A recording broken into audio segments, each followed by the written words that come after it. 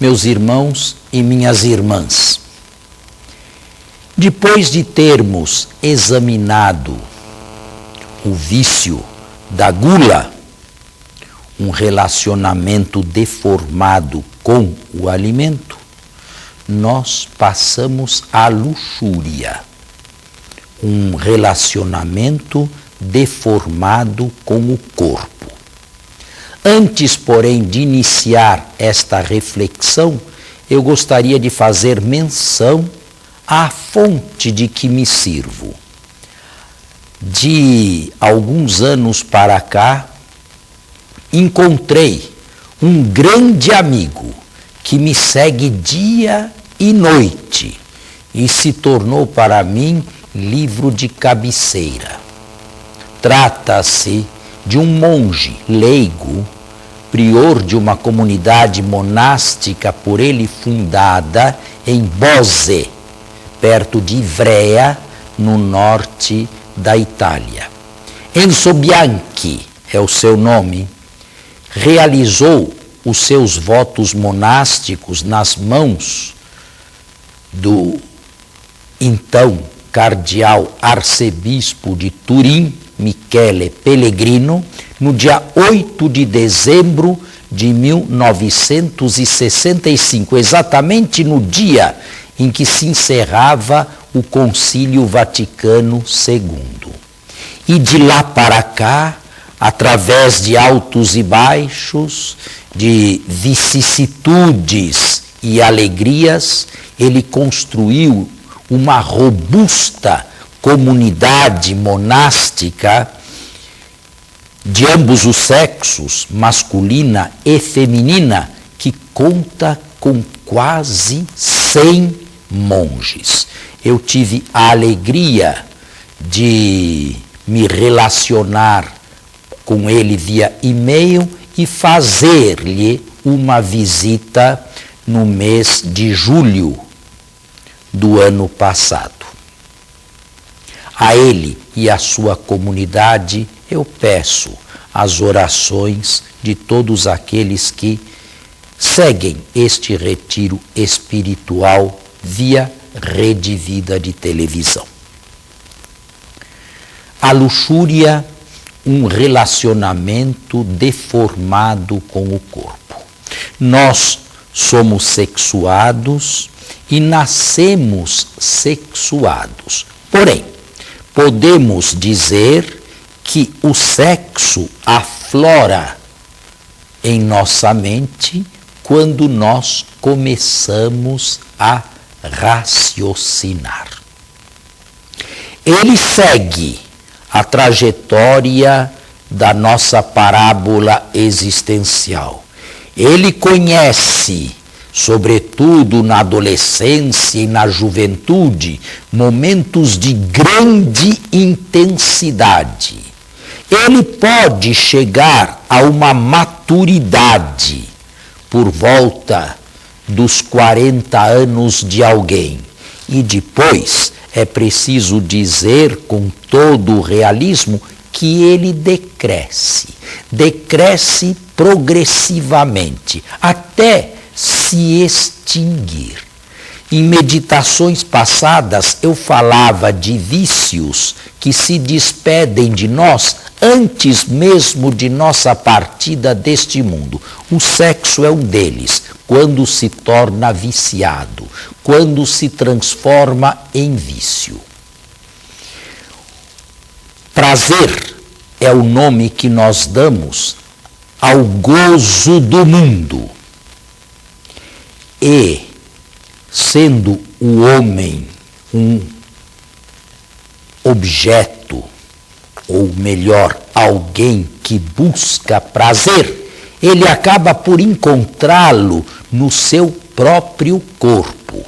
Acontece que Eros e o dinamismo erótico ou serve ao relacionamento ou então se degrada em vício, em paixão, que os padres da Igreja Antiga deram o nome de porneia. Porneia é, pois, um nome já bíblico e utilizado pelos padres e pelos autores da literatura monástica a apresentar o relacionamento deformado do homem com o seu próprio sexo. Não é sem razão que os padres da antiguidade uniram o vício da gula ao vício da luxúria. O pecado capital da gula com o pecado capital da luxúria, chamando João Crisóstomo a luxúria irmã gêmea da gula. Realmente é difícil encontrar uma pessoa não temperada com relação aos alimentos e que seja temperante com relação à sua atividade sexual. A desordem com relação aos alimentos favorece enormemente a desordem sexual. E o contrário também se verifica.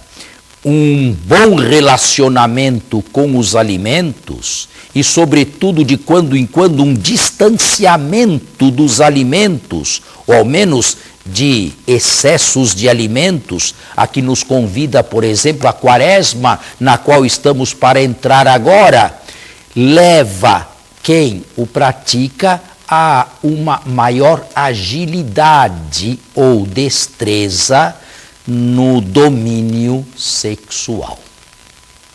O sexo foi colocado em cada um de nós e serve ao relacionamento. Mas o relacionamento só pode haver com respeito ao outro e com respeito à própria dignidade pessoal. Se Eros se degrada em mero prazer, o que acontece com cada um de nós? Nós degradamos, anulamos, destruímos um sadio relacionamento com o outro. O outro passa a ser mercadoria para nós. O outro passa para ser um objeto de consumo, algo descartável, usa e joga fora. Não é esta a descrição, ao mesmo tempo dura, cruel e real, de quem não sabe usar o sexo ordenadamente? Ele está endereçado, dirigido a uma dupla finalidade que não se exclui. Ele serve à união de pessoas sexualmente diferenciadas, ele serve ao êxtase de amor, ele é, num linguajar feliz de João Paulo II, uma liturgia do amor entre o homem e a mulher. E esta liturgia do amor, esta espécie de diálogo mudo que o Criador inscreveu no sexo masculino e no sexo feminino, pode, e as mais das vezes é degradada, vivida desordenadamente. A primeira desordem sexual é o desrespeito ao outro, o desrespeito à pessoa do outro, a maneira cruel de se usar uma pessoa por um momento de prazer apenas, sem nenhuma preocupação com um relacionamento sadio, normal, duradouro e estável, como se verifica no matrimônio. Hoje, nós deveríamos falar também daquilo que não se falava há 100 ou menos anos atrás, a pornografia. Isto é, toda a mídia que se volta para o sexo a fim de lucro.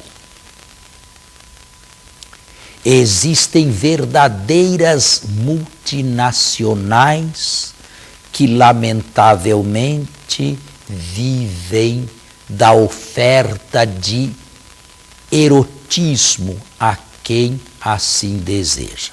Nas grandes cidades como São Paulo, Brasília, Rio de Janeiro, mas muitas outras no Brasil e no exterior, existem famosos sex shops, onde entram pessoas ávidas de prazer, pessoas que de forma alguma sabem se controlar e pessoas que perderam, é necessário dizer, perderam o respeito pela sua própria dignidade.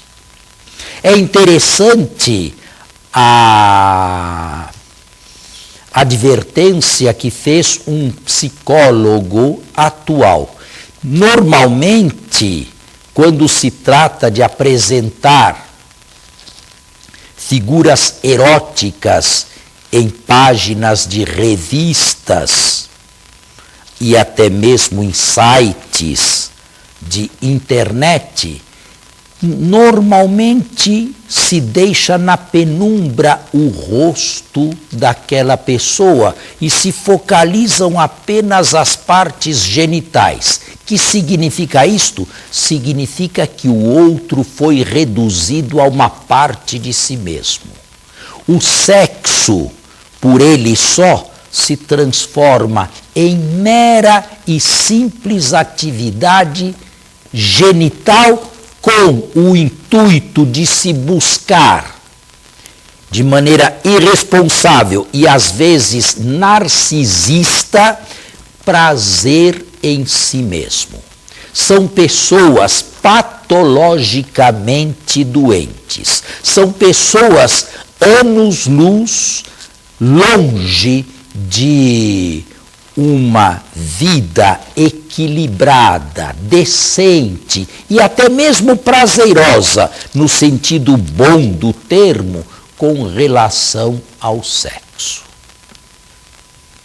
Quantas pessoas se deformaram e deformaram os outros com o uso, melhor, com o abuso da atividade sexual.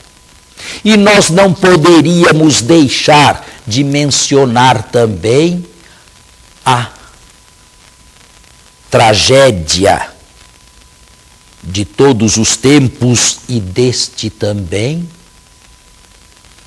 do abuso realizado com pessoas menores de idade, pedofilia.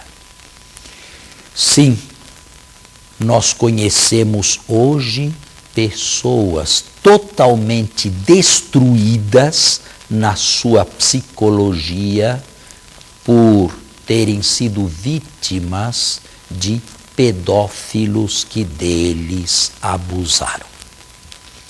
Que fazer diante deste instinto sexual? Em primeiro lugar, reconhecer que ele é um instinto fortíssimo dentro de nós, talvez comparável apenas ao instinto de sobrevida ou ao instinto de permanência na vida, de autoconservação.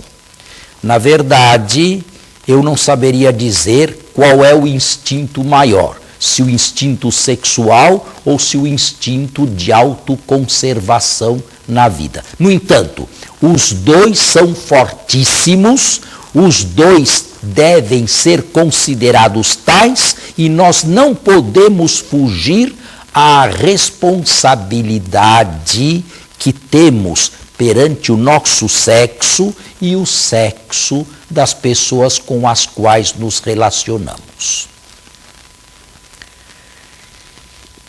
A Igreja sempre ensinou, infelizmente mais no passado do que no presente, que aqueles que querem ser castos diante de Deus devem saber mortificar o próprio corpo, mortificar os olhos, mortificar a visão.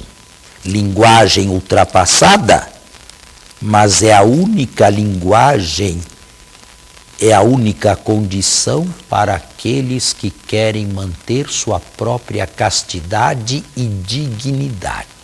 Até mesmo para aquelas pessoas que são casadas.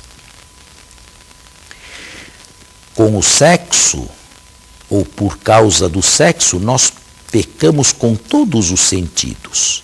O sexo começa com a vista, prossegue com o odor e com a audição e termina com a gula e, sobretudo, com o tato.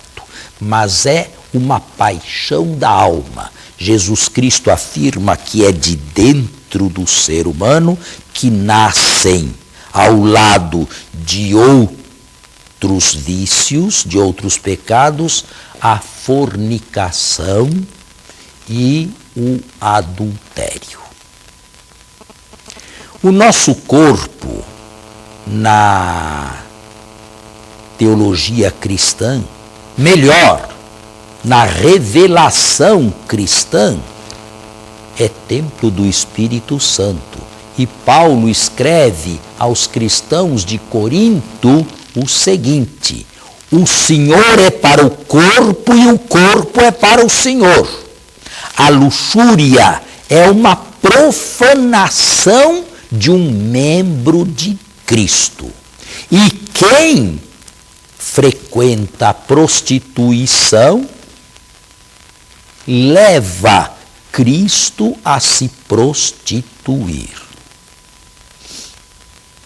Eu disse e repito, quem quiser ser continente e casto deve mortificar a sua visão.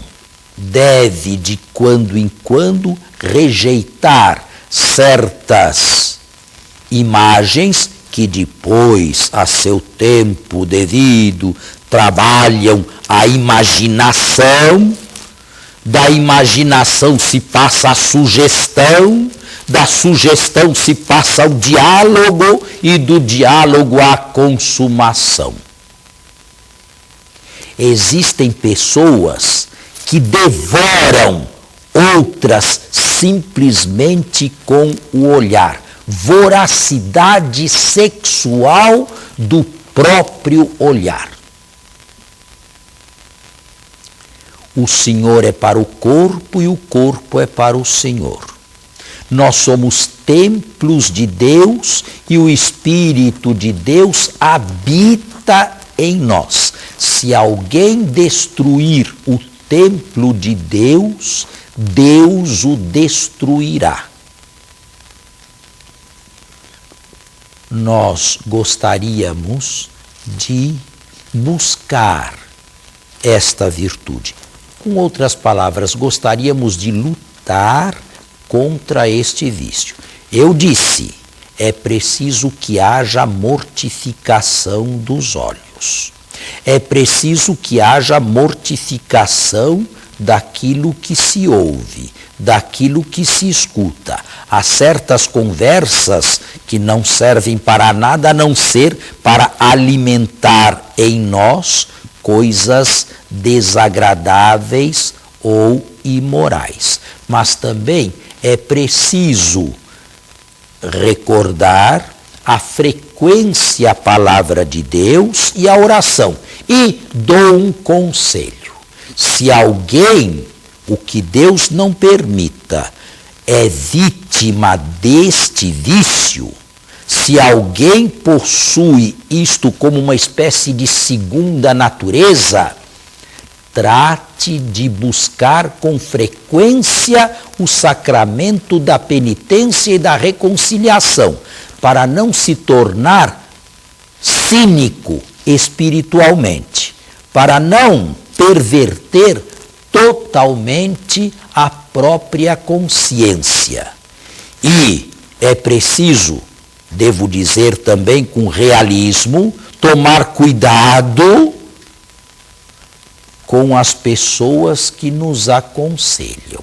E até mesmo com certos diretores espirituais e confessores. Uma coisa é a doutrina de Cristo ensinada pela Igreja. Outra coisa é a opinião de alguém.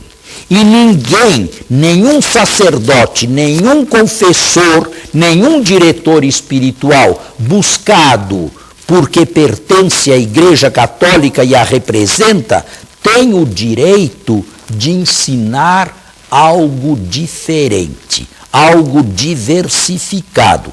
Claro que estas tentações envolvem muito a educação recebida, envolvem muito a idade, envolvem muito o relacionamento que se tem ou não se tem com Deus, mas quem quiser permanecer casto e sempre templo do Espírito Santo, use estes meios que a Igreja sempre deu e continua a dar, porque não existem outros meios milagrosos. E normalmente se sai dos vícios de maneira dolorosa, difícil, prolongada, com um sem número de quedas ou de redemoinhos. Melhor mesmo seria não iniciá-lo. Cada um, neste momento, se pergunte diante de Deus pela sua castidade. Cada um faça neste momento a recordação de sua própria história e, sobretudo, o seu relacionamento sexual consigo mesmo e com os demais, tendo Deus como parâmetro e ponto de referência.